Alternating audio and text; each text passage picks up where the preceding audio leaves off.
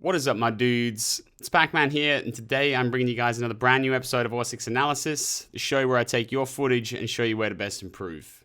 So today we're checking out my man Montieh. Basically plays around Plat 3 solo queues a lot, and wants to know what he has to do in order to kind of push past that, get to Plat 2, Plat 1, and so on. Checks out a lot of YouTubers like me, and I think he mentioned Get Flanked and a couple other guys like that. Uses the tips, but doesn't seem to, doesn't seem to be able to just push through where he's at. And straight off the bat, man, I'll tell you right now that when you're solo queuing, you're going to struggle to push past your natural rank. Because you just have to be, to solo queue out of a rank, you usually have to be significantly better than the players in your rank. So that you can literally, every game you hop in, you can just carry your team through to a victory. So when you actually find that rank, whether or not yours is Plat 3 or, whatever, that's usually where you'll kind of just sit naturally. It's very difficult. The way to overcome that is to, get a team, right? So you guys can all run strats together. There's no luck of the draw as to whether or not you get a really toxic teammate or you get a really weak teammate and stuff, right? So you're playing a team and you get used to playing with each other, and that's how you can really start to see improvement, through to the higher ranks, okay? It's very difficult to solo queue the whole way unless you're a lot stronger than everyone else in the lobby. All right, so hopefully still we can show you some things today, find a few holes in your game, and maybe just point you in the right direction, my friend. And really quickly, guys, I'm going live on Twitch tomorrow at 11 a.m. Australian Western Standard Time. I made a little post about it in YouTube community post yesterday. Super excited. I've been working really hard to kind of get the stream PC up and going and get everything set up. So I'm just super excited to kick back and chill with you guys. It's going to be really fun. So be sure to follow me down. The link is in the description below, and you can see like the stream schedule adjusted to your time zone there as well. Okay, but without wasting too much time, guys, let's get straight into it. Okay, so off the bat, we're on Coastline. You're playing the Thermite. Let's see what we can do. Might turn you up ever so slightly, or that's up to the max. Okay. So I actually hate spawning there, poolside. Hey, there's just so much like spawn peaks to be aware of. I just find that spawning out the front there, you're coming to the same relative direction anyway. It's just a lot cleaner. It's a lot easier to get through. You're not as exposed. But that's just me. Okay, so I imagine they're going to be playing hooker billiards. Nice shot on the cam. Imagine they're going to be playing hooker billiards. It's kind of the standard first sight that most teams will play. So you're droning out through Hall of Fame, and probably what you're going to be going for here, sorry, hang on, let me actually just minimize this slightly. Probably what I imagine you're going to be going for is to open up and breach this wall to get that long line of sight that I've spoke about a few times. It's a pretty standard way of doing it these days, but it's solid. It's standard for a reason because it does work. So I like the fact that you're droning off the bat, making that call out. Bathroom is clear, so is penthouse. Okay, pushing through. Haven't droned very deep into theater there, but that's okay. Oh, there you go. So at least you were aware of that you didn't drone too deep. What I would probably be doing now, see how we have a dead teammate, right? So if you're playing this by yourself, I know you have a Claymore set, but what I would be doing is I would be putting a drone just over there. Hopefully you guys can see that past my face, but putting a drone in the corner of 90 so that your dead teammate can watch your flank for you and you can focus on your actual objective, right, and what you're going for. So that's probably what I would do from there. And just make that quick call out, hey bro, do you mind watching the drone? So it's just straight through that drone hole. My cam is right now at white. One's luggage. Mozzie's luggage. Okay.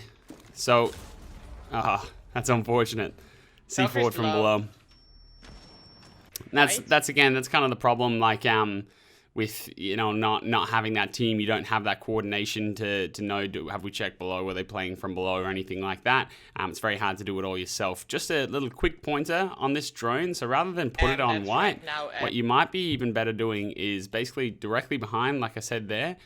Before, so in the corner of 90, face it so that you can see both white stairs and you can also see down the hallway to see if someone's pushing from vase, right? So it's a good cam to have, and it gives you plenty of notice so you can see if they come from luggage, like Montieh just did, and so on, and then C4 from below. That's funny. So that means there must have been a Val cam from below, cheeky ping or something along those lines. Not much you can do there. Okay, so we're hopping on to Ace this round. I love Ace. He is super good. Super like useful solo queue operator as well.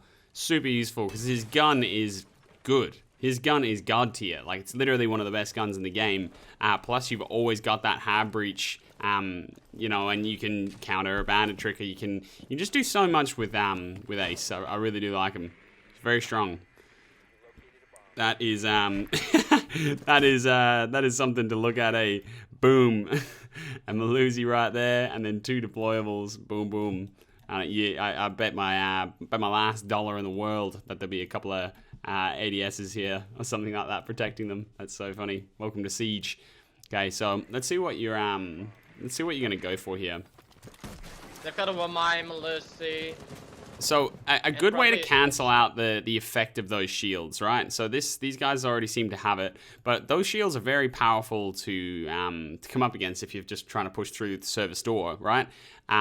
There's 2 ways really. So what you guys are kind of thinking about doing now, it looks like, is maybe just going for a kitchen window breach. But another really good way is we have a sledge here, right?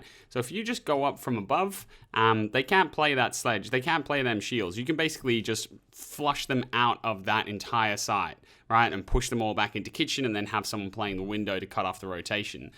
So that's usually how we would play a kitchen take, me and my buds.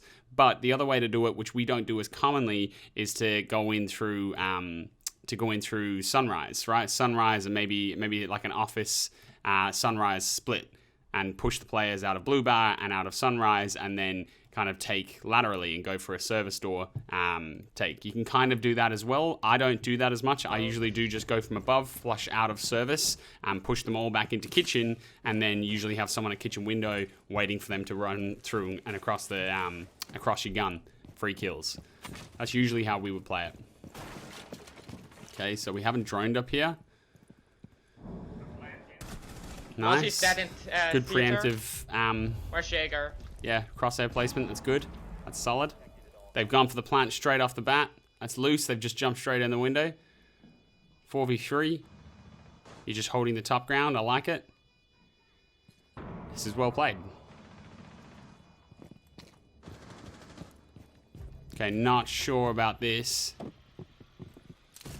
That's definitely not how I'd be playing that post-plant situation. Just see how it goes. You get ran out on by the Jaeger, takes out 2. Someone coming from service. Free kill on the Wamai, but you got service. Yeah, it's unfortunate. So I'll tell you right now that unfortunately, my man, wasn't the play. So just in terms of you might actually even still make that. Yeah. And the reason that you still made it, right, is because the reason that still worked is because, look, so the Jaeger, oh, that's a bad place to stop. So the Jaeger, the Wamai came and ran out of service, and then the other side, the complete other side from Sunrise, that's where the Jaeger ran out of. So they're both pretty far away from the actual bomb. And there's not a whole lot of time left, so they actually didn't have time to get back there and get that defuse done. But let's go back here, right? So you land this kill, and this is also again kind of the problem with solo queue, right? No one even knows. Like I don't know if I didn't actually notice it, but this person's actually implanting after you get that kill in theater, right? So I thought what you were gonna do here is the bomb goes down, right? Perfect. So something like this is absolutely perfect. It might even be even better if you just chucked a drone behind you, just to watch your back, watch that theater flank, right? But just playing a position like this is perfect because all you have to do is just hold this, right, just for a little bit longer. You've got 3 teammates down there alive. Granted, they all do die, but it's fine. It's fine. Just let them do their thing up here because look at all of the holes you've got here directly above the bomb. And so what these holes would have been placed here by the defenders, believe it or not, to protect from a kitchen window plant. It just hasn't worked. Whoever, I think there must have been someone in there that died early round. Probably one of these 2 guys, the theater guy that you killed. So it's useless now. Now it actually just works in your favor. So you'd be much better off holding an angle, in my opinion anyway, holding an angle similar to this, right, and just letting your teammates do the job. Don't let the enemy team know that you're up here, Yeah, maybe just something like that. Not that, but maybe something like that. Hold that door. Again, possibly a drone behind you for theater. Maybe 2 drones. Maybe just chuck them both so that you can have the calls. And just get ready to play from them holes from above. Don't give your position away, right? Like, so just stay hidden for as long as possible and let your teammates battle it out down there, and you just be the safety net, right? You could even play it more aggressively and just protect your teammates from the kitchen window jump out if you wanted to. I probably wouldn't. I'd probably be more inclined to just wait until I hear that diffuser being smacked and then take a shot and back off again and kind of do that, waste time. Now, this round, like we said there before, this round actually does go in your favor in the end. The enemy team didn't account for how much time they were going to need to actually defuse the bomb and to get back to the bomb, but that's probably how I would be playing that. Whereas what you did here, kind of jumping off, it just leaves you very exposed. And when you've got vertical play like that, post plant, I would be playing it. I'd be using it for sure. Let your teammates do this job, even though they didn't do it very well. You need someone with flashes clearing out the 1 magnets and Jaeger ADSs at crap hallway. Okay, so you're playing the sledge this round. So I wonder now you're going to be kind of trying to do what I said there before about playing from above, potentially. And you don't really need to worry about that run out there, as you had a drone on surf's door. That's where they come from. You knew it wasn't open, so you don't really need to worry too much about the run out. See if you go in from above. It looks like, I think one of your teammates has actually already sent it. No, he's just on the rappel. Nice to get lesion mine. So that's definitely what I would like to see, right, from here. Rather than just directly droning sight, you know, you can do it 1 bit at a time. So go in directly from above. You can have maybe that fuse there like he was before, opening the double window. As Sledge, you go up to the very top, open up the hatch above penthouse. So open up that hatch up there and flush the players out of, you know, theater, penthouse, VIP, etc. And then start to sledge all of this, start to sledge all of this roof, because this Wamai, or whoever it is here, I think it's a Wamai, he's going to have to fall off, right? And you're basically going to have what you can then work towards is a plant on the service entrance door. But even more lucrative is the enemy actually has a bad reinforcement here, so you don't want to reinforce this as a defender, because that basically gives them a free plant. It gives the attacker a free plant, right? So hello, that is me. Yeah. Let's give him a little bomb as well. Should we make it 3D? All right. I did technical graphics in school. I didn't say I was good at it, but I did it. That's the bomb. Should we give it a little top as well? Yeah, that's the bomb. You're just planting the bomb. And you're covered, right? So you're covered by this back, and then you're covered by that. So it's very difficult for the defenders to deny that, especially when you do your top push as Sledge and force everyone, even all the guys that are going to be back here, this player here, whoever's in bathroom, push them off site, push them either back towards kitchen. Like I said, have someone on the kitchen window to cut them off and try and pick up some free kills. Maybe have someone at main double doors, so the main doors in main lobby, to get the guys that decide they don't want to go to kitchen. They're going to go, anyone that decides that they're going to push out to main lobby, right? So anyone that wants to run this way, you have someone in main lobby that's doing the same thing, and he's holding an angle on them, flushing out of bathroom, free kills. All right, so that's usually how we would play it, and it's effective, especially when they have a bad reinforcement like that. Well, mine's in Surf's entrance.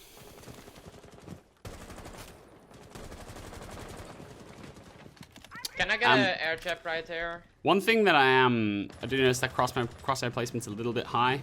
One thing I do notice that you're doing well at is your communication. So you are communicating well consistently with your team, and that's probably a sign that you solo queue quite a lot, right? Because you got to, right? And you're listening to that advice that you know, some of us YouTubers give, in the fact that one of the more effective ways to win more games of solo queue is to communicate with your team. Clear the ADS. That's unfortunate. So that ADS was already burnt, but that's cool. Getting up on it, Sledge. Bang, so you got one in kitchen, that's the Wamai, it sounds like. Is Frost on side? Okay, so Wamai has got that kill from kitchen. So you're going for the nade, Sledge down. So this is what I mean by this is I've got like kitchen rotate. If you can try to plant a kitchen. like things like this is what you should be doing, but what you want to basically the best way, like I said there before a few times, one of the best ways to use sledge and to use vertical play is not necessarily to go for picks. It's to initially flush them from the site that you're trying to execute on. So if you're going for a kitchen door plant or kitchen window plant, beautiful. So you have to open up VIP and push them all back into the service side of things, the other bum site, and then do like what you're doing now. Have one person hold the rotate, one person hold the door, maybe have someone hold the hallway for that flank, different things like that, and you can get a pretty free and easy plant. Now, the thing that what I'm bringing up, and why I'm bringing this up, is that you haven't necessarily done that. You've just come up and cut off a rotate without actually flushing them off the site. I don't know if they're still on the site, but that's just something to think about when you're playing sledge. It's not just about cutting off rotates. There's a few things that go into it. It's flush from site, then cut off rotates and execute, right?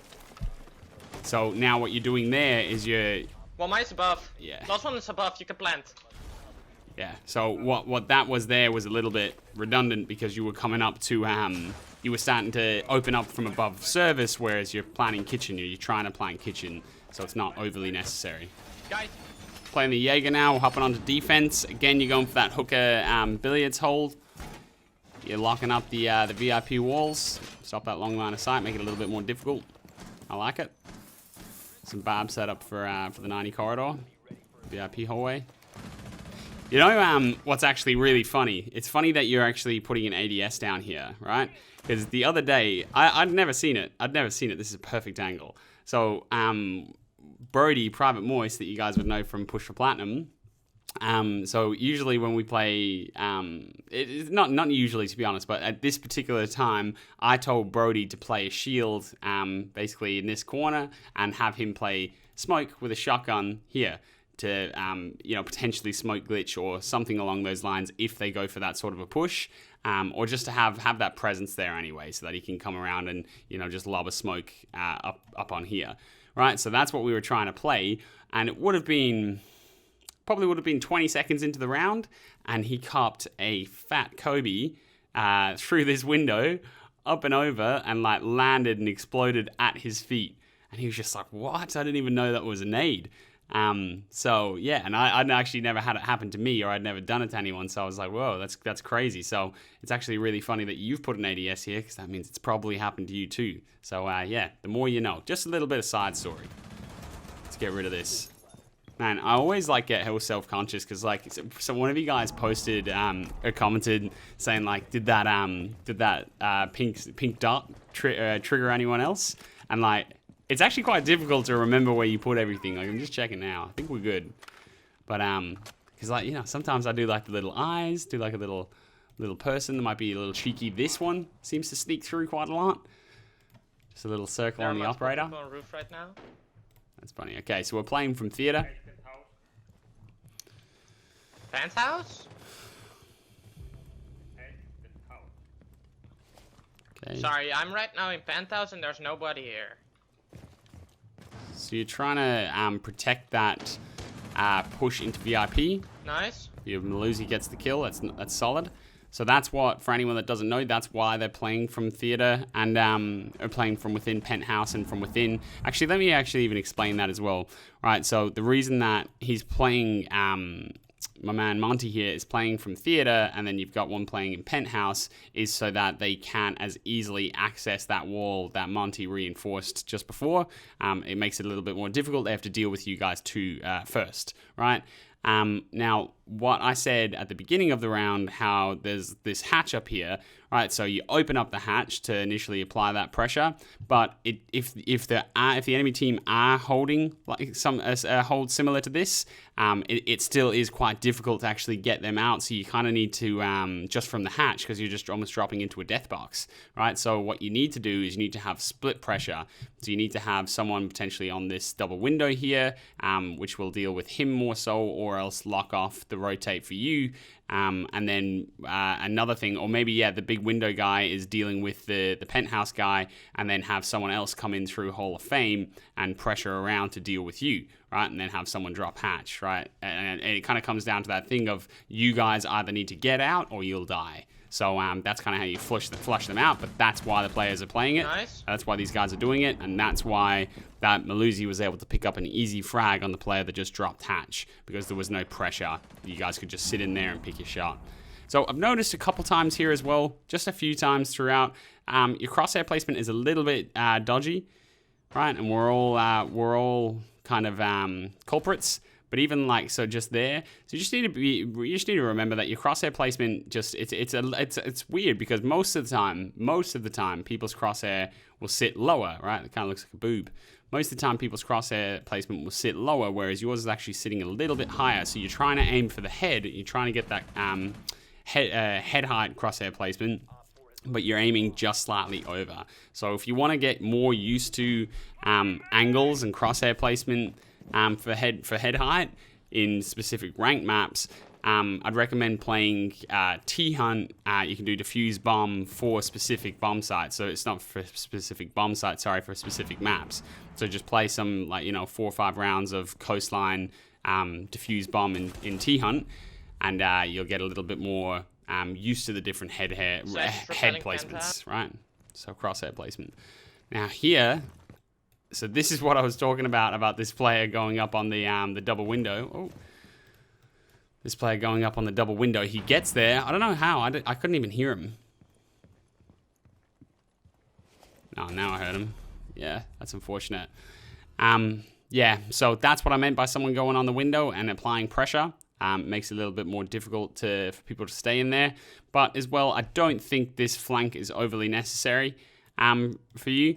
I'd rather see you, because you're not overly involved and you are supporting the Melusi, but either support and just cut off this push, or just tell the Melusi to fall off and maybe wrap and rotate back to site. You've got your 2 picks. It's a 4v3 at this point. You should be fine. Start to not worry too much. Don't get a bit too hasty in that regard. That's kind of what happened there. Granted, I didn't hear that at all, but the sound cue is pretty low. Penthouse. Okay, final round, 3-1. We're going to Penthouse, man. I haven't played a map of Penthouse in a long time. Sorry, a round of Penthouse in a long time. It's such a weak map, a weak bomb site at this point. Like, there was a time as well, excuse me, there was a time where I'm sure some of you guys will remember that Penthouse was the go-to. Everyone just played Penthouse. Like, that was like what people thought was the best site to defend. But it definitely wasn't. Like, for maybe initially it was. But then people figured that out fast. Like the different ways that you can actually attack Penthouse. It's a super hard side to defend. So yeah, I don't know why you guys are jumping on it here. It might just be played more over in EU around this rank. One's in kitchen. Okay, so you're playing from blue bar, you're just doing a deep roam. So this is the style of roam that it doesn't really do too much. What you're hoping for is to catch people off guard. At a rank like this, it might still go all right.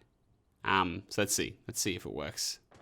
Whereas, the shallow roaming, which is just off-site, it's a little bit more engaged and One's blue stairs, I need help.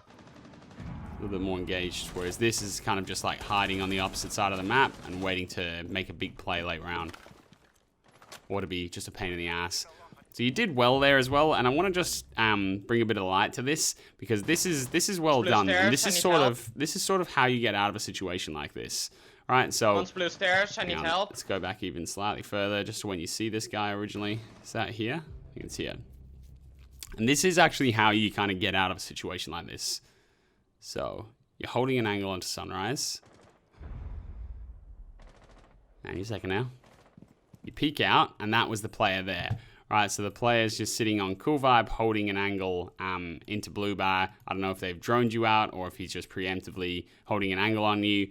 But that's it, right? And a lot of people would kind of freak out and potentially just go, and run across, right? But when someone's holding an angle, that's very dangerous, right? So how you play this here is probably the preferred way. by just chucking the shoulder out, baiting out a few more shots. So just chucking, jiggle peeking a couple times, making him shoot, making him be a little bit more aware that, you're not just, bait, you're not just free kills. So he's going to take a shot. All he's going to see is the shoulder peek out. He'll take a couple of shots, shoulder peek out again, take another couple of shots, and then maybe on that third time, crouch out. So I don't know if you actually crouch out while pre-firing where he is, but that's actually how you kind of get yourself out of a situation like this. If you jiggle peek it, you did crouch as well, right? So crouch out of it like that. It makes it a little bit harder. And yeah, that's kind of how you evade being trapped in a corner. So well done. Looks like the doc has just picked up that frag. So now you're good to go. Bennett, watch out, blue vibes. So I'm pretty sure that's what just happened, is it? Is the doc made a move up? Is the doc's moving up there? He's reloading now. 5v3. Yeah, the doc just got the kill. Sorted him out. Bennett, watch out, blue vibes. So again, good communication, man. That's a positive. You guys are doing all right to pull it through. Looks like they're playing from main lobby. 2 go down to the sledge. Nice patience. It's not needed, not overly necessary to just rush out there and try and get that refrag. That kind of time has passed. The doc went for it, missed it. Main stairs, you get the call. Again, crosshair placement's a little bit off. White stairs. Sledge that white stairs with diffuser bottom. Yeah, so that's well done, man. That's like you land the frag, you took your time, you hit the headshot, you won your one-on-one, and then you still made that call out and made that clear to the other players in your team that bum down main stairs. So that's really well done in my opinion. Let's see how this plays out. So you're just holding it a passive angle.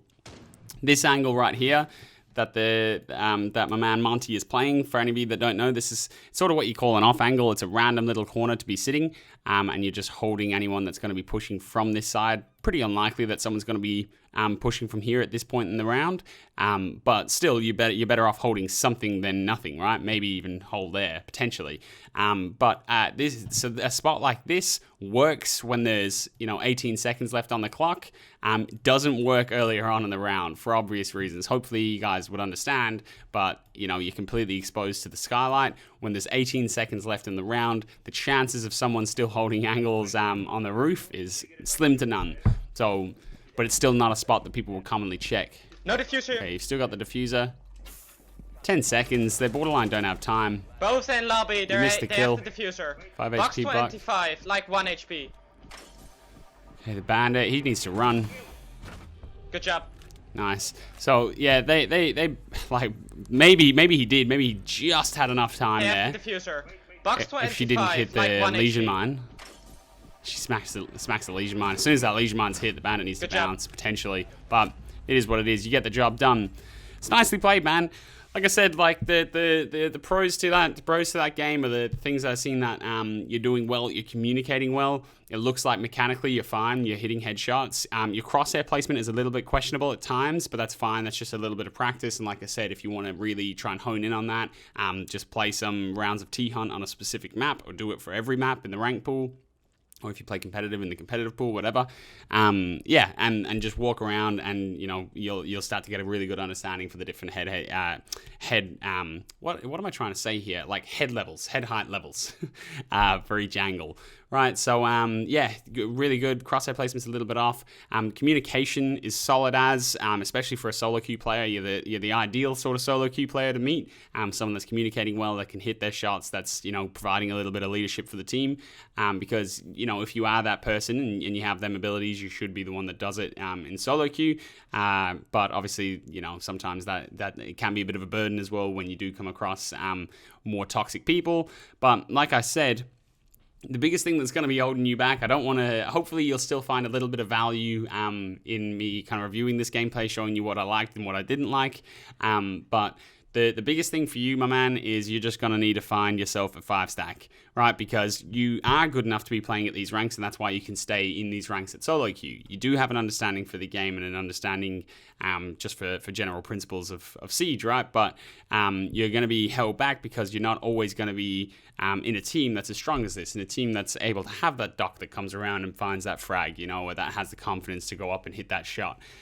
Sometimes you'll have bad teammates, and it's just very inconsistent. So I would say that the biggest thing that your biggest, the thing that will help you improve the most is to just get on the forums and find yourself some stacks, right? Or if you got along, let's say in a match like this, if you found a few guys in here that you enjoyed playing with that you didn't find too toxic, add them as a friend and queue up again. Right, start networking. It's a massive part to improvement and just to Siege in general and competitive play and, you know, moving up in the ranks.